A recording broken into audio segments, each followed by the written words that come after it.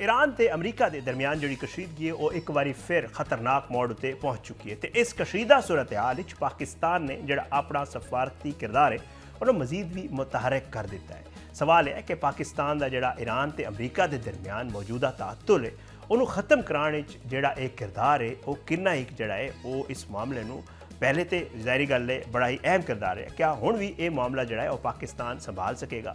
क्या तेहरान ते वाशिंगटन के दोबारा मुज़ाकरात जोड़ा है वो शुरू हो सकणगे? तो सब तो वड्डा सवाल है कि जे ईरान ते अमरीका के दरमियान कशीदगी होर वधदी है तो अपना हुरमज़ खलीज फारस ते पूरी दुनिया की मैशत उत्ते इस ते केड़े असरात पैणगे? इस सारे मामले पाकिस्तान की अहमियत इसलिए वध गई कि पाकिस्तान ना सिर्फ ईरान का हमसाया मुल्क है बल्कि अमरीका नाल भी ताल्लुकात बेहतर रखता है। इसलिए इस्लामाबाद की कोशिश है कि खिते कशीदगी नूं जंग की बजाय मुज़ाकरात के जरिए कम किया जाए।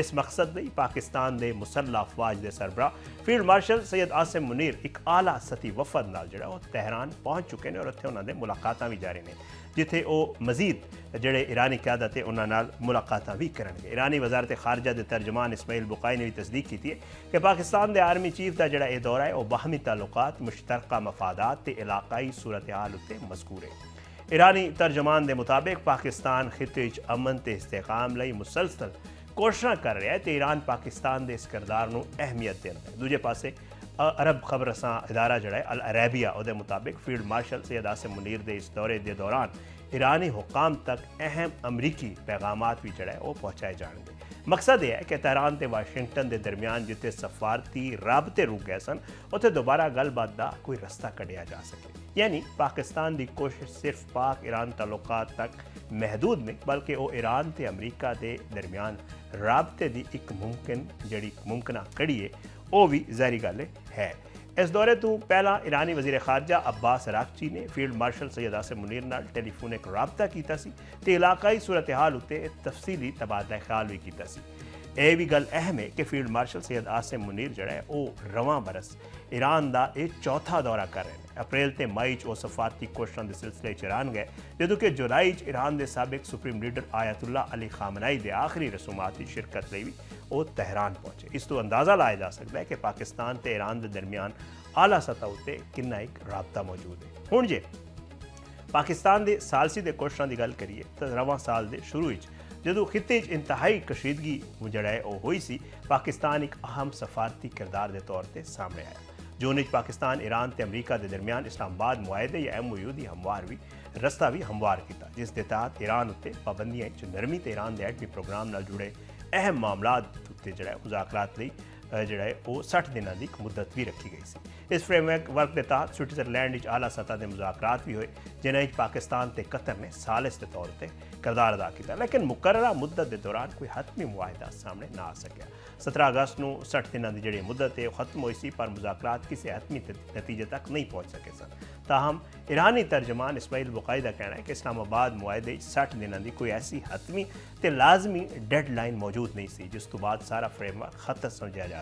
यानी मुज़ाकरात दोबारा शुरू करने लई हुण भी एक रस्ता मौजूद है। पाकिस्तान के इस फ्रेमवर्क को जोड़ा है पाकिस्तान भी इस फ्रेमवर्क को ज़ाहिर अहम समझता है और इस्लामाबाद का मौकफ है कि जदों भी ईरान ते अमरीका दोबारा मुज़ाकरात लई तैयार होंगे इस्लामाबाद फ्रेमवर्क एक बुनियादी जोड़ा है वो एक बुनियाद के तौर पर एक बुनियाद फराहम कर सकता है। इसलिए फील्ड मार्शल आसिम मुनीर का यह जोड़ा दौरा है वो इंतहाई अहम है क्योंकि इस दौरान सिर्फ पाक ईरान ताल्लुकात ही नहीं बल्कि इलाकाई सिक्योरिटी ईरान अमरीका कशीदगी तो खास तौर पर अपना हुरमज़ की सूरत हाल उत्ते भी गलबात जोड़ा है वो यकीनी तौर पर होगी। दूजे पासे ईरान ने पाकिस्तान के नाल जोड़ा है अपने ताल्लुकात मौजूदा दौर के बेहतरीन मरले करार दिता है और ईरानी वजारत खारजा के तर्जमान इस्माइल बुकाई के मुताबिक ईरान ते पाकिस्तान के दरमियान ताल्लुकात मुसलसल बेहतर हो रहे हैं तो दोए मुल्क बाहमी ताउन के नाल इलाकाई मामलात भी जोड़ा है वो राबते च ने।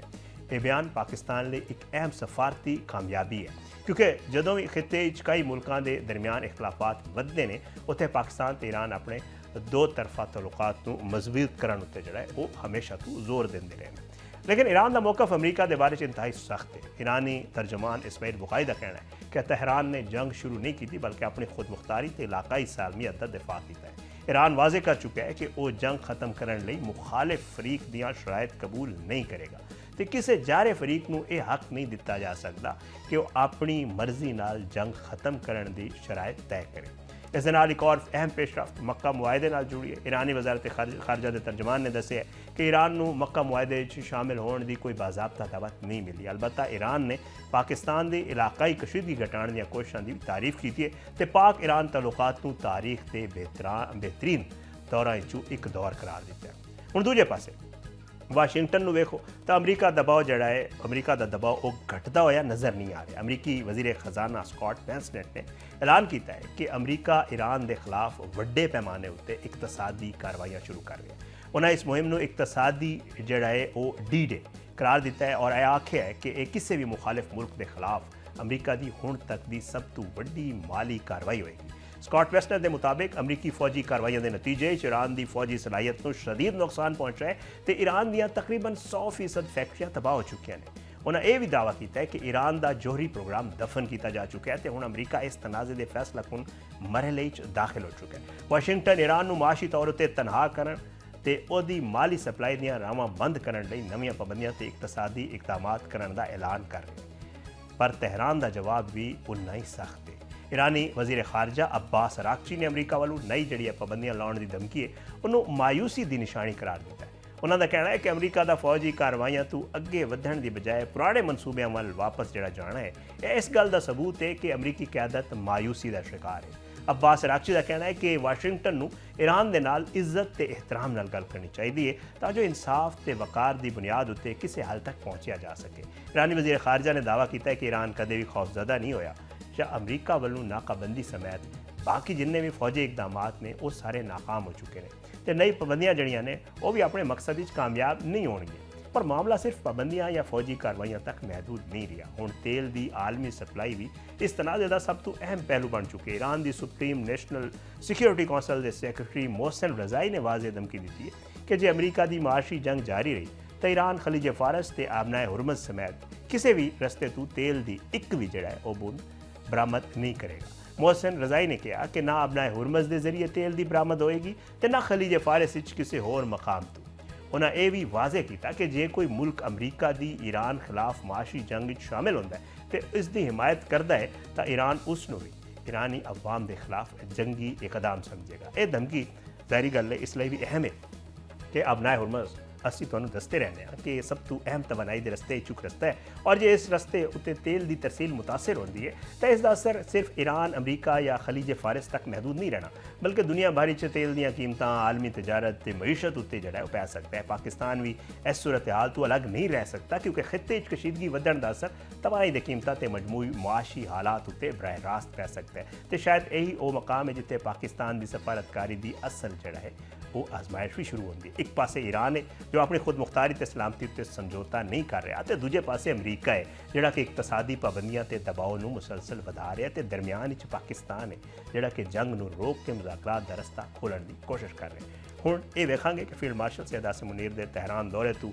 जिहड़े नताइज निकलणगे वो की होणगे और पाकिस्तान ईरान ते अमरीका के दरमियान मुज़ाकरात दा जिहड़ा दोबारा रस्ता खोलण की कोशिश कर रहे हैं वो किस हद तक कामयाब होगी। क्या इस्लामाबाद फ्रेमवर्क नूं दोबारा फआल किया जा सकेगा तो सब तो अहम क्या खिते में एक वड्डी जंग तो बचाने सफारतकारी को मौका मिल सकेगा या नहीं।